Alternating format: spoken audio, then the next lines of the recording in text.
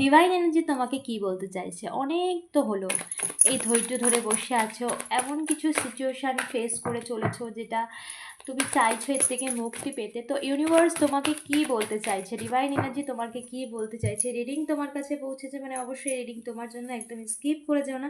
Thank you universe, আমার viewers যে পরিস্থিতিতে রয়েছে তার জন্য কি বার্তা রয়েছে, কি মেসেজ রয়েছে আমার ভিউয়ার্সের জন্য। ওকে, ওকে, কারোর জন্য তুমি অপেক্ষায় বসে রয়েছো এবং বিশেষ করে সম্পর্কের ক্ষেত্রে তুমি একটা নেগেটিভ সিচুয়েশনের মধ্যে ফেসে গেছো।